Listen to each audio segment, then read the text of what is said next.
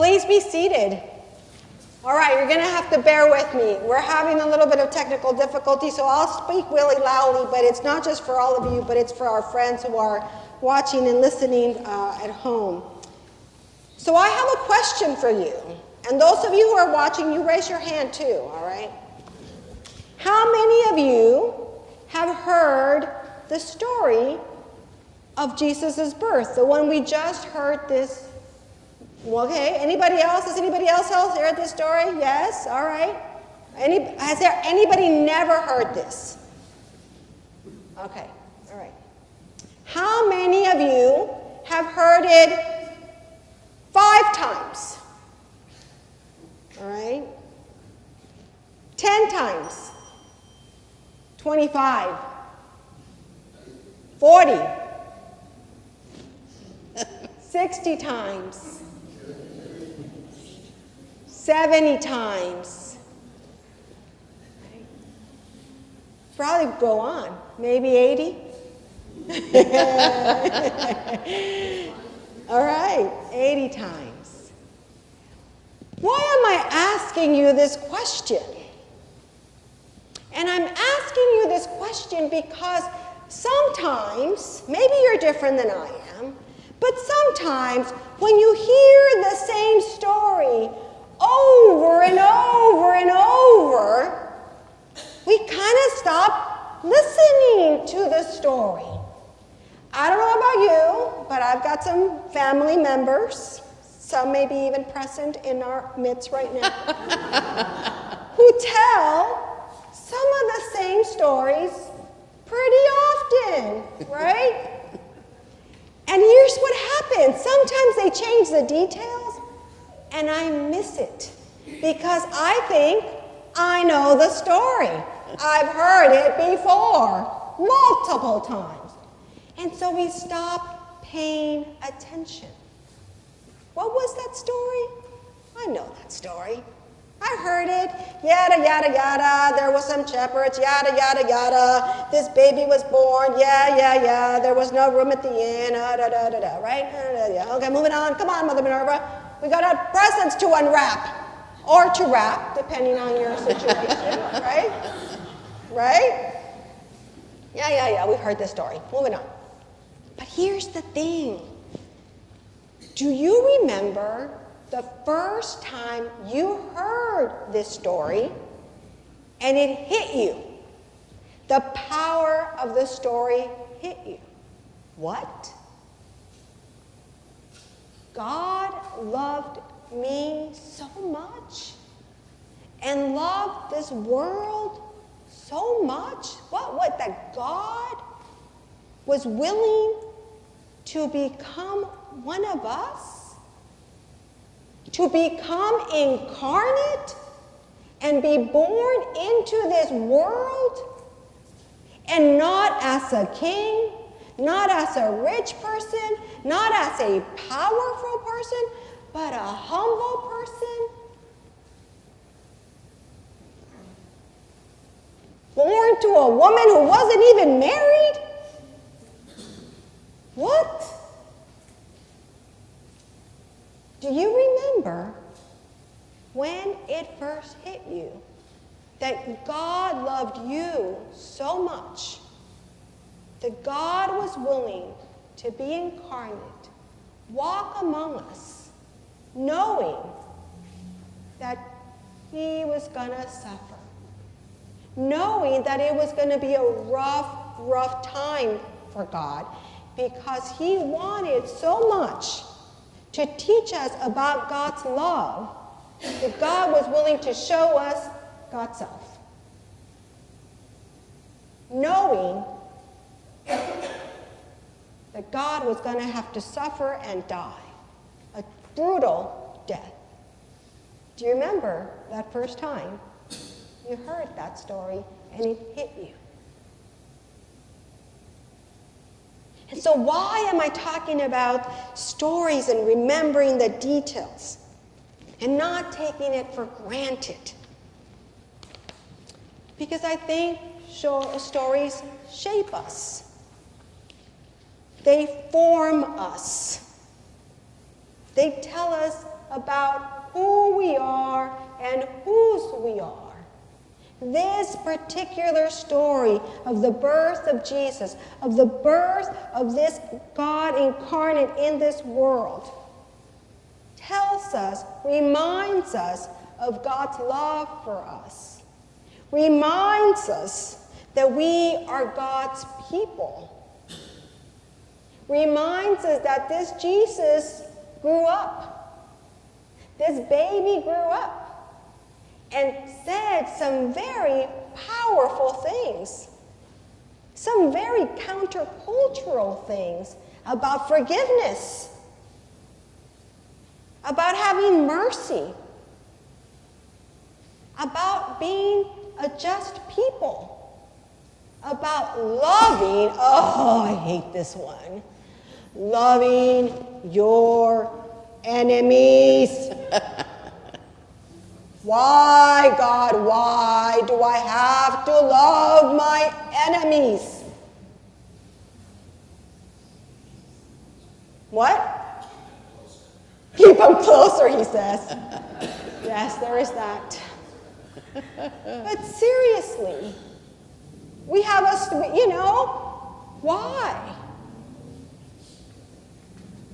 This man told us things that nobody else wanted to say out loud. And this is why I want us to remember this birth, because this baby did not stay a baby. This baby became a grown person who taught people in his time, and we're still recalling those messages. We need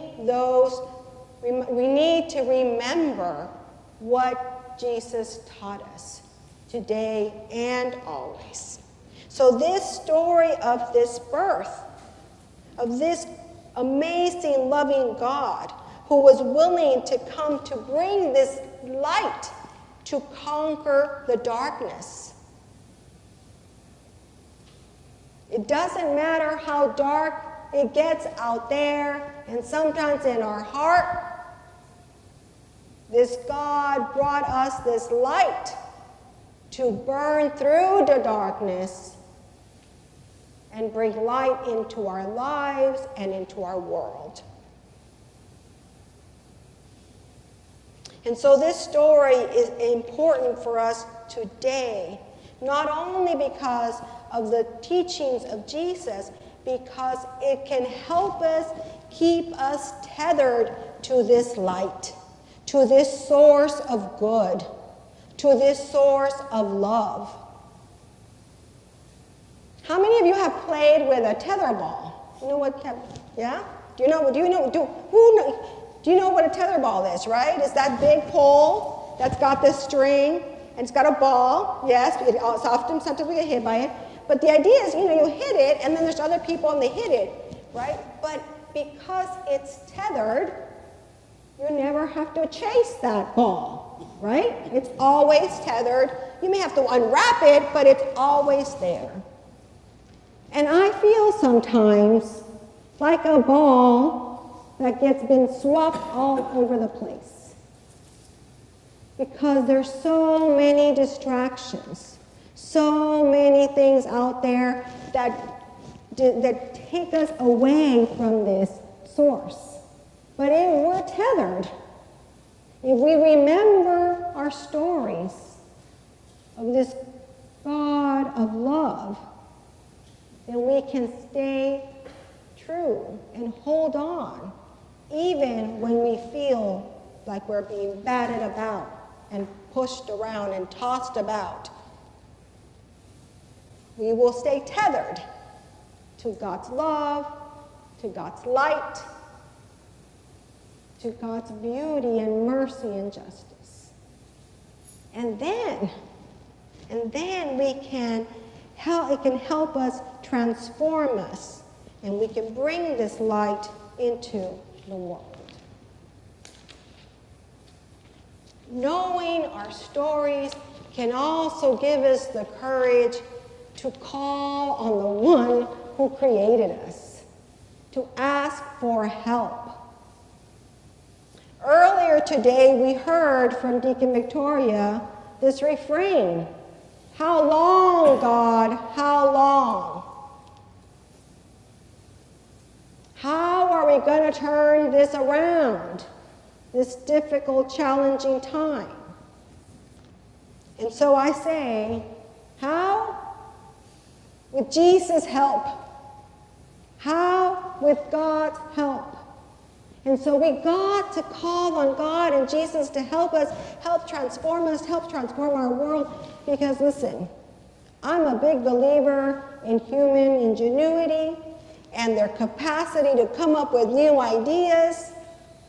But let's face it, we're limited. We could have figured this out all by ourselves a long time ago, right? And we haven't figured that out. We need God in our lives. We need Jesus, our friend, to walk alongside, where we can draw on their love, we can draw on their light, and not feel and be willing to say, I can't do this by myself. Because, friends, we can't. We can't. We need God. We need Jesus in our lives. And the beautiful thing is now they're asking is, let us know. Open up your heart and I will come on in. Right now. Right? Right now. Everybody's welcome, no exceptions. Right in. And so that is why I feel this story. If we think about the story, and we think about that beautiful willingness of God to come into our world, to walk among us, to teach us, to bring that light, then it can help transform us and the world. So let's share this story and retell the story with the details. And we can even change it up a little bit, right? So that it stays interesting and fresh. But that we can share it because there are people in our lives that we know that don't know the story. They don't know the story. And so when they're getting batted about in the world, what are they tethered to? What keeps them grounded? And so let us share the story so that we can all be tethered to that source of light. And we're going to do this all together in a little bit. We're going to light a candle, right?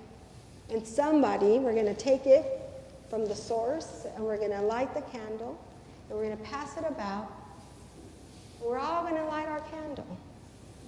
And so you light your candle, and you light your candle, and you light your candle, and this room is not going to be dark.